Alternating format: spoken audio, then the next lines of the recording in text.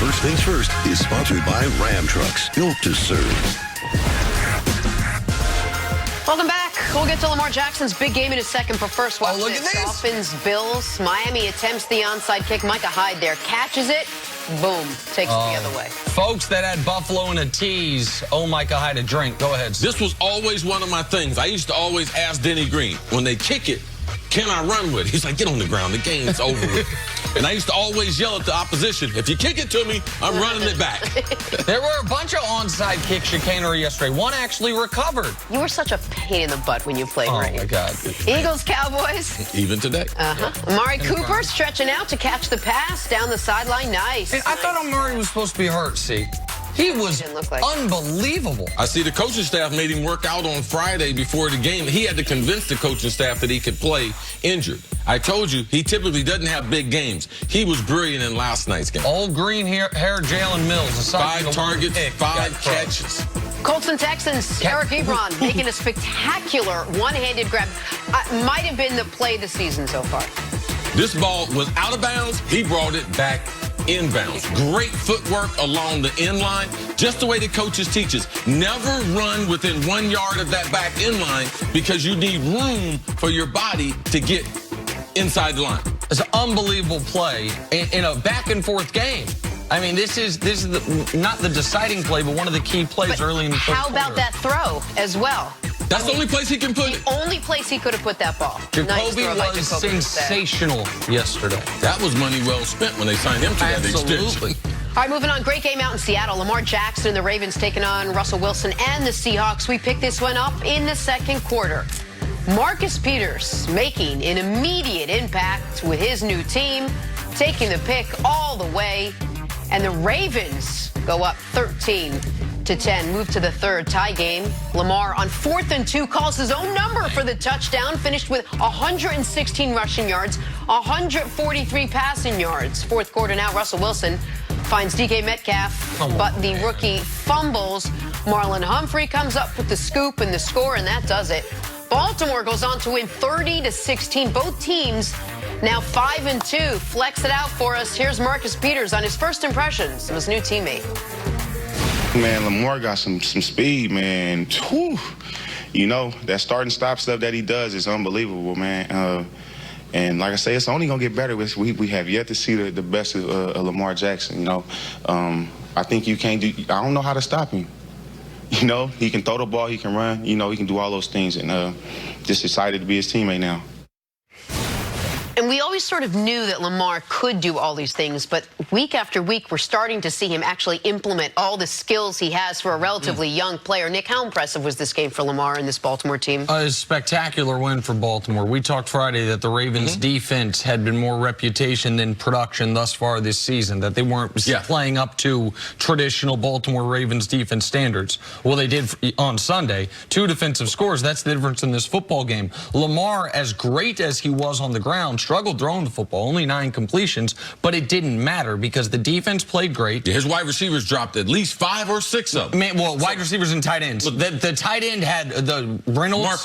Mark Andrews, correct, my apologies, had a brutal game. To the point where you saw the backup tight end go up to Harbaugh and try to check himself into the game. Harbaugh said, get out of here, man. But, I mean, Lamar did not have any favors done for him by his receivers. It didn't matter because the Ravens defense forced Russell Wilson into his first bad game since last December.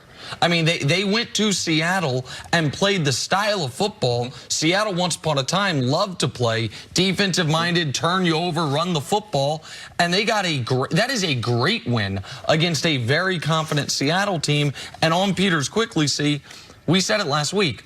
Which Marcus Peters are you getting?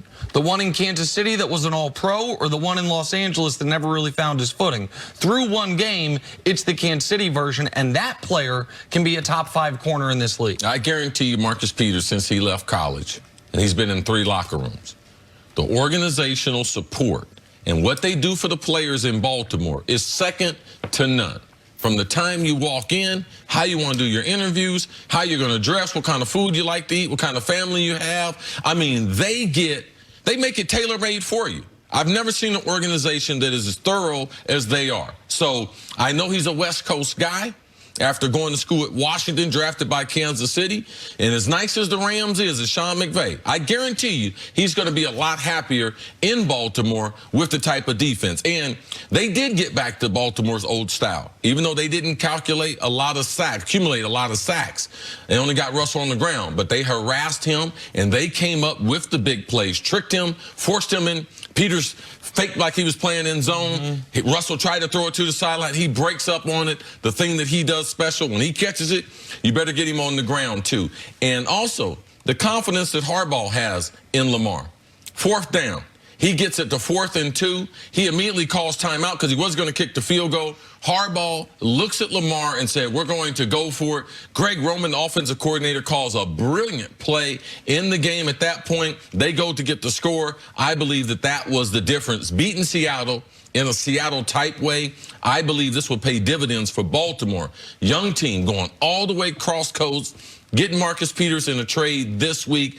Not having Hollywood Brown. Right. So when they can't throw the ball and with Hollywood and they can still win, Lamar was super, super special in this game. You had to watch it to know the impact, because he took over this game like a college game. He played with the type of enthusiasm that we typically see from college players. So congratulations to him and the Ravens for going to Seattle. And to follow up real quickly on a couple of your points. One is on that 4th down. After the game, Harbaugh, he might have been fudging a little bit. He said he left it up to Lamar, and that Lamar said, I want to go for it, and he let him go for it.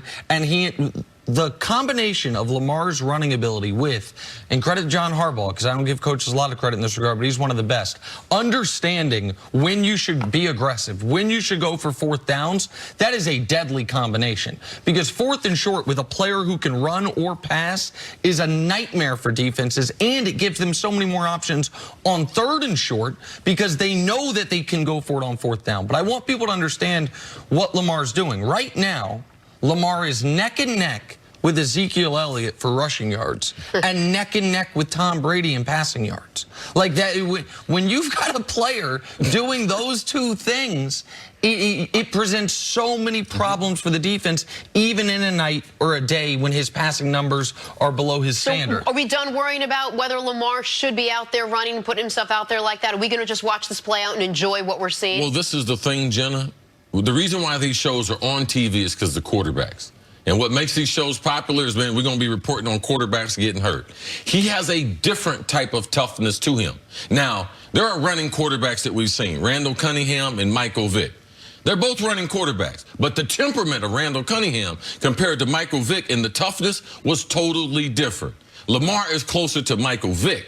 So there are some guys that can handle some of this. So you didn't see guys getting a big shot on him. So for me, will his body hold up? And because he's developed as a passer, it opens up so many things for him. See, he also seems to have a really uncanny ability to get sideways, to like turn his shoulders so you can't square up on him. And he's so fast, and plus the agility. I can't remember 3 times Lamar's just been absolutely pasted. And so he's done a good job. He doesn't run reckless. Right. He avoids the big hit really well. Well, with the way Baltimore's playing, there's a serious conversation to be had about whether they are actually the 2nd best team in the AFC. We'll discuss that coming up a little later. On the other side, though, are the Vikings back to being contenders in the NFC? That's next on First Things First. Where's the purple tie today, see?